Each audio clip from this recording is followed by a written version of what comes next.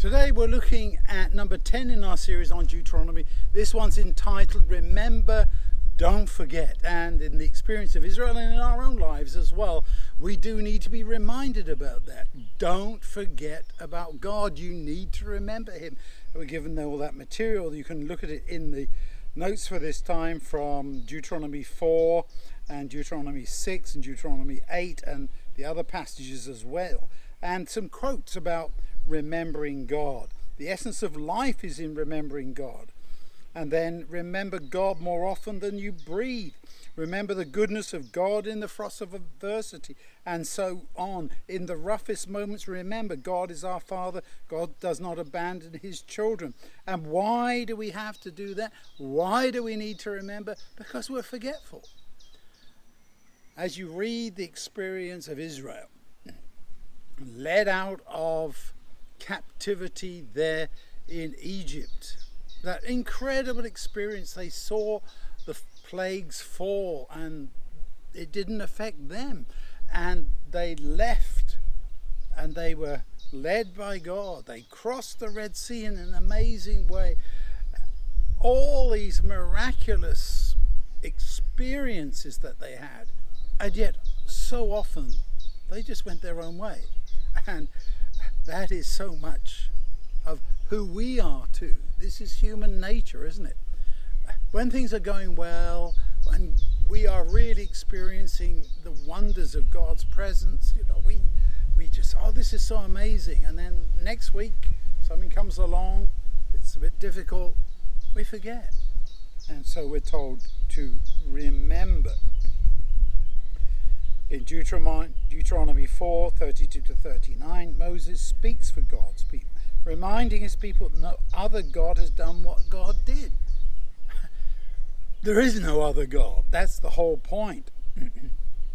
And in Revelation 14:12, passage we're familiar with, this means that believers must patiently endure, keeping God's commandments and trusting in Jesus. We need to remember just that.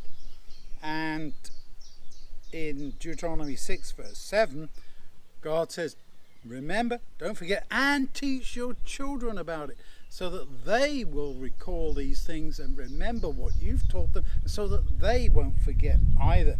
So this is at the heart of our experience for this week, remembering God in a way that is real.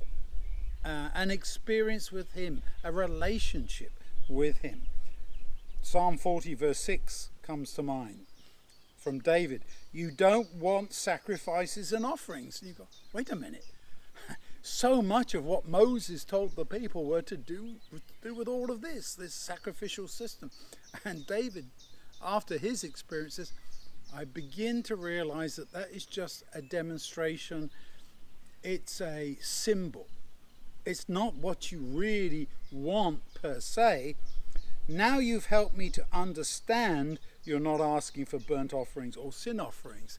He has come to a different place where he's remembering God. In fact, in one of the other Psalms, he says, when things are going bad, I will remember when I went to the house of assembly, or when I went up the mountain of God, when I was having those mountaintop experiences, that's when I remembered God. And I think that's something we need to be reminding ourselves.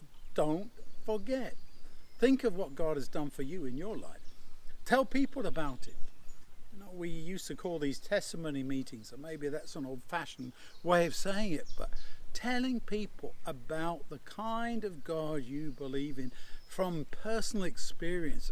Nothing beats that, in my opinion, because nobody can say, well, that wasn't real, or you didn't have that experience. They may argue with you about the way you've understood it, but they can't say you did not experience that in the way that you describe it. I think that is something that we need to be doing far more often, remembering, thinking about God, going back and saying, when I had all those troubles, God led me through, and here I am today.